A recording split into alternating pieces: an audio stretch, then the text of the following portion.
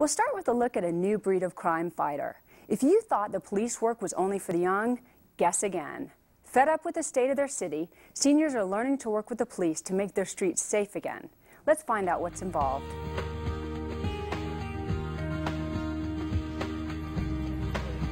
Is your neighborhood safe? Are you concerned about crime on your streets? Do you worry that not enough is being done to protect you, your family, and friends?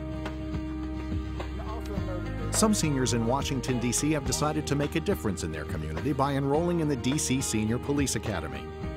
Established in 2005 by the D.C. Metropolitan Police Department in conjunction with the D.C. Office on Aging, it provides seniors with tools, resources, and information that allow them to transform themselves from potential targets of crime into crime stoppers.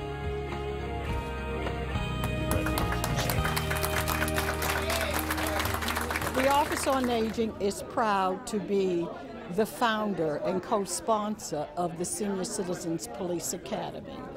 And the Office on Aging had been looking for some time at various communities and how to really get senior citizens more engaged in community policing. And over the years, we've talked with different police chiefs about doing so. Well, how can you save your community if you're not out there fighting for it? Community policing is a philosophy whereby the police work together with the businesses in the community to try and eradicate crime. And so it's nice to have people that are dedicating their time as seniors when they have the time to do that, to come back and assist us. The Senior Police Academy's training program lasts 12 weeks and covers basic police procedures and operations and how to work as partners with the police department. Seniors also get an overview of the criminal justice system and receive helpful safety tips. During the course of the 12 weeks, we had speakers to come to address us, to tell us what this program was about, how to deal with the neighborhood, and as seniors, we are vulnerable because they think that we are helpless, but we're not. I found that the 12-week course was very interesting and instructional, and it had everything that I needed in it in order to stay safe myself, but also teach other people how to remain safe. If you want some input, I'll give you an opportunity to get input anytime you want to come down. The D.C. Police Department plays a key role in the training program. Some officers have found that the experience has given them a new appreciation of D.C.'s senior community. Oh, this is great. This is probably one of the better times I've had on the police department. I mean, the people, they're really eager to learn. They want to be there. They're very highly motivated because they volunteered their time. It was a great experience for me. I actually thanked them for allowing me to teach the class because I'm not as old as many of the people in the class because they're seniors, and they know a lot more about life than I'll ever know. 13 people graduated from the 2006 D.C. Senior Police Academy, and all plan to assist the police department in its work. The pride that they feel is obvious. There's some great ladies and guys in that class. I think they're going to be an asset to the Metropolitan Police Department. But you got to understand, we all do it just by choice. We wasn't elected, we wasn't mandatory. We did it by choice because we wanted to. One way the graduates can be of service is through a program that places seniors in the D.C. courts to monitor the progress of trials, allowing officers to spend more of their time on the beat. I'm really interested in the Court Watch program that this program is getting ready to develop, where we assist the police department when they go to court. The police are sitting, instead of sitting in court all day, that we can utilize us to sort of like sit there for them and call them into court when they're ready. Other Academy graduates will assist the police department by maintaining a presence on the streets to deter crime. Lori H. Murray, an 85-year-old graduate, serves on a team that patrols in orange hats to be more noticeable.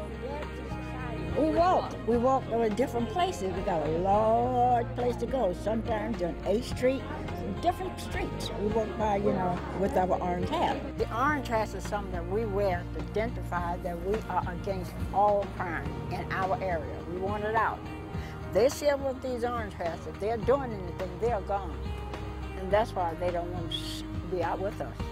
And we don't care. If you're concerned about crime in your neighborhood, graduates of D.C.'s Senior Police Academy have 2 words for you: get involved. I would tell them that not only is the police academy something that they should become involved with, but it teaches you a whole lot that you can take out to others and help others become more active and help protect their community. If everybody worked together, look what kind of place we would have. Don't give up. Don't ever give up. We're pleased to have two guests today who can tell us about the Washington, D.C. Police Department's Senior Police Academy. Marsha Hott is the program manager for Policing for Prevention with the Metropolitan Police Department, and Dr. Toth, a proud graduate of the Senior Police Academy, who also happens to be an associate professor for Catholic University School of Nursing, as well as a PhD in RN and an AHN. Thank you both for joining us. It's a pleasure to have you here. Tell me a little bit about your background, first of all, Marsha.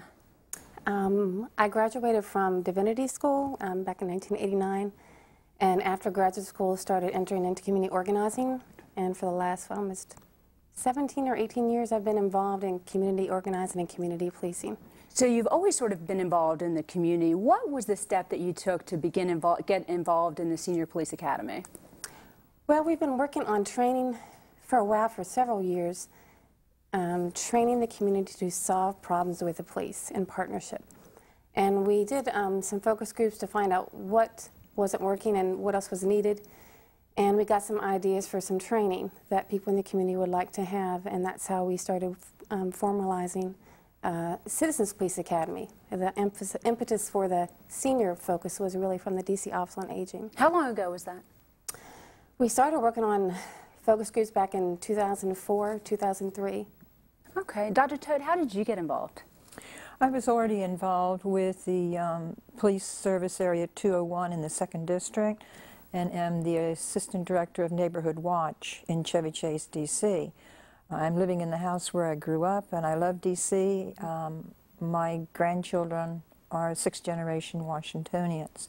So loving the city and already being involved with the police department, I considered joining the Senior Citizens Police Academy and did that in their 2nd group. Was the impetus for you, was there a certain crime that happened against a senior citizen, or was just sort of being proactive and making sure that... It's being proactive, finding out what tools are there that we can take back to the community.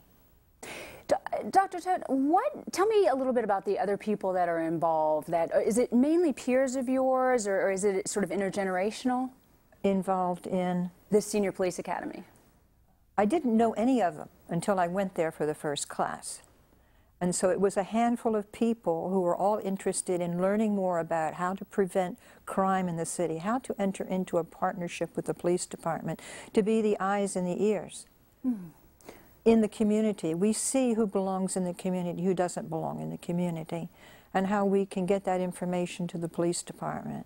When you say who doesn't belong in the community, do you try to work toward rehabbing these people that you think may not belong in the community, or how do you, obviously you don't just want to report them, but you want to kind of fix the situation? I think that I have not made myself clear, but what I meant to say was that as a block captain, What's a block captain? A block captain is someone who is in charge of one single block. In Chevy Chase, we have a very active neighborhood watch program, and we have 230 block captains. Okay. That means that I am responsible for knowing the people in my block on both sides of the street, and I know who they are, and I know which people to call if a trouble comes in their house.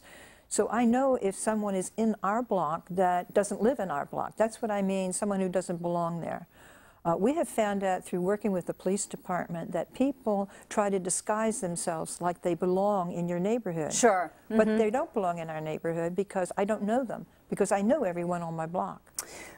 That's a very good way to look at it. Marsha, let me ask you, what are some of the things that neighborhoods or people can do to keep seniors safe? The people in the community? In the community, within their neighborhoods, and not just obviously not just in D.C., but around our country. Well, some of the things that we promote in the class are things like what Jean's talking about is the Neighborhood Watch program, and making sure that the seniors are connected to a phone tree. That's where people will have their phone numbers on a list, and if there's anything in the neighborhood that changes that they need to watch out for, or events coming up, or they need assistance, they call around the chain. We also have citizens patrols. We also have encouraged people to look out for the neighbors, know who the seniors are on their block, stop by the home to find out you know, what their needs are, make sure they're okay, those kinds of things. This is so interesting. If you hold that thought, we're going to be back in just a moment. We need to take a brief break, but when we return, we'll talk some more with Marsha Hott and Dr. Toth about Washington, D.C. Senior Police Academy and how you can get involved in keeping your own community safe from crime. Who said, "I am not a crook"?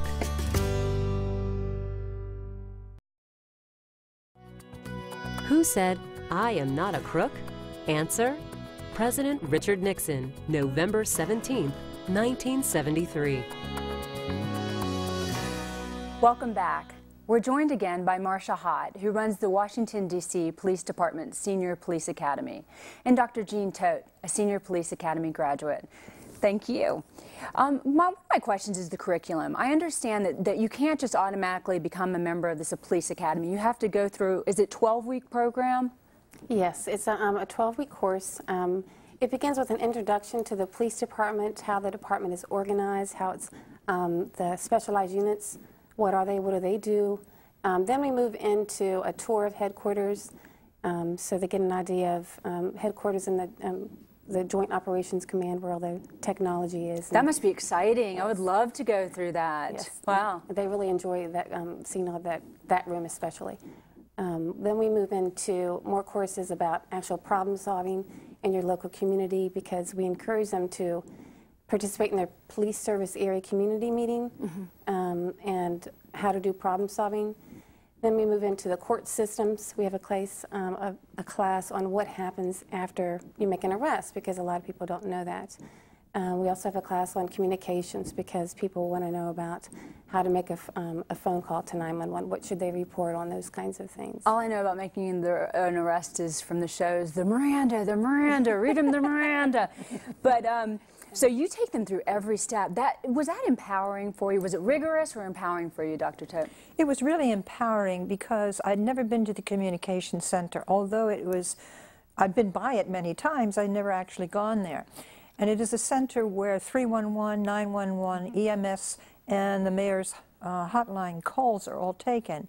And they have 1.5 million calls a year. In the D.C. area? In the D.C., in Washington, D.C. Did they tell you how many of those are actually calls that are legitimate? I know that there's a big issue with that. Do you know? No, I do not know, but I do know from talking to the people that actually take the calls, the 911 calls, what happens when a call is taken. I was sitting right next to the person, and the call is received, and they talk to the person. What is happening? What is your complaint? And immediately they refer it to one place or another.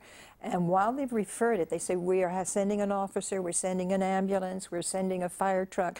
But tell me a little more about this situation, so I can let the ambulance driver know, so that I can let the police officer know, so that I can let the EMS person know what is going on. But they're already on their way, and I'm going to keep you on the line until they arrive. Dr. Toth, I mean, it's so interesting to learn about that, but let me ask you, did it scare you at all? If I was that close, I think, to the actual call-ins, and especially as a mature adult, perhaps not you, because you seem like you're solid as a rock, but for a lot of mature adults, and especially those in their 80s and 90s, they may get a little scared about being out in harm's way. Is there much concern about that, or does the course really, create that strength for you? We didn't actually ride on ambulances, but what it did show me, since I've been a nurse for 47 years, is what happens before the person gets to the emergency room. That way I could see a new aspect of what an ER nurse does, because we see the patient when they come through the door. But this is, the person is being called a 911, the ambulance is going out, and the person that's talking to the person who called 911, what happens? And what is that chain of events from the time the call is received until the patient arrives at the emergency department? That was very informative for me personally as a nurse. I think that would be really interesting, not only as a nurse, but as a lay person. What do you think that the program is helping people gain, mature adults? What do they gain from their experience of going through this rigorous 12-week program and then being an active senior police academy member? I think there's several things. I think one thing is for some of them personal knowledge about how to stay safe and how not to become a victim. We had several seniors in our first class share personal stories after the class about from our crime prevention tips class. So there's a support system too, a psychological and mental health benefit. So I think a personal thing, and then the second thing is how to feel connected, get more connected in the community to your neighbors and the police so that they have a broader network. You have to also realize many people like Dr. Toth are also already involved, but many of them are more motivated to get more involved to work with the police on problems. Is DC the only area where they have something like this? I'm not very familiar with other areas that have something so extensive. We did do some research, and there are some other cities that have it in Maricopa County in Virginia, a place in Florida, but for the most part, there are not a lot of senior citizens police academies. Oh, so Dr. Toth, you don't seem like you're ever very scared about going out and patrolling. What is one of the most interesting or exciting or different type of stories that you've ever been involved in terms of being on patrol? This was before I was on patrol, and I think it's noteworthy. I was riding home on the Metro train after a very rigorous class day. It was late in the evening, 7:30, quarter to 8, and I was just very glad to sit down for the first time all day. And the Metro train stopped at Union Station. I saw a man get on the train, and he walked to the head of the car. And again, I was glad to be sitting down. No time at all, I heard a call from the head of the car. Is there a doctor or nurse on board? And the man had had a cardiac arrest on a moving Metro train. So we did CPR on him because that I know how to do. And the EMS arrived, and the man survived. So that's a very exciting thing, and it can happen. It's happened in front of the School of Nursing. Anytime, right? And Twice, to people walking down the hill to the Metro station. As they passed the School of Nursing, they had a cardiac arrest. I guess that would be the place you would want to have a cardiac arrest. If you had to have one, the place to have it is in front of the School of Nursing. Wow. So that's very exciting, things that can happen anytime. In any part of the city. They certainly can. Marsha, are you looking towards the future? When you do look towards it and you see the demographics, the changing demographics, are you going to expand, or what kind of plans do you guys have for the future? Well, we're looking at, our original goal was to start just as a senior, not as seniors, but a Citizens Police Academy, but we're looking at expanding possibly into a police citizens academy, or also possibly one with limited English proficient. Oh, that would be exceptional. So those are the things that we're looking at, because we've gotten great feedback. People have gone out and connected to their communities, and we want to broaden that. I'd love to hear some of your street smart tips and advice for seniors. Can you give me a couple? When you go grocery shopping, make sure one hand is free. Don't have your bags all in your hands. Very important. Because they will take advantage of you. Go with a friend. Make sure you look around you, what's going on. Even walking down here to this building tonight, I was very careful to look who was around me, who was walking behind me, who was walking beside me, so that I stay safe and I feel comfortable coming down into the city. That's an exceptional advice. Have you, I know Dr. Toth, you have a very strong and confident personality, but I imagine that many seniors may feel unsafe actually doing the patrol. Have you heard about that much? Do many go through the program and then decide it's just not for them? The majority that we have, because our seniors have also formed an alumni association on their own. So for the most part, the majority who have graduated are doing something. Many of them have become volunteers for MPD. Others have gone out in the community to start patrols or join their police service area meetings. And in addition, we have one woman who can't come out to meetings because she has a family member sick, so she calls and asks for someone to come out and speak to a group of seniors in her community. Like we had one on ID theft, because some seniors are experiencing that. So for the most part, many of them have gone on, the majority I would say have gone on to use what they learned in some way, either through becoming a volunteer or working in their community. And very quickly, I know it's a relationship between the DCSCPA, I always get that acronym wrong, Police Department and the Office of Aging. I assume it's made an incredible impact on the community. Would you say so? Yes, I definitely would. And you really think that it has a lot of longevity and a lot of the future behind it, and I think it's exceptional. I really do. Are many of your friends involved? I'm the only one from the 2nd District so far, so you people out there in the 2nd District, come and join the Senior Citizens Police Academy. Oh, well, listen, ladies, thank you so much for being here. Thank you for doing what you do.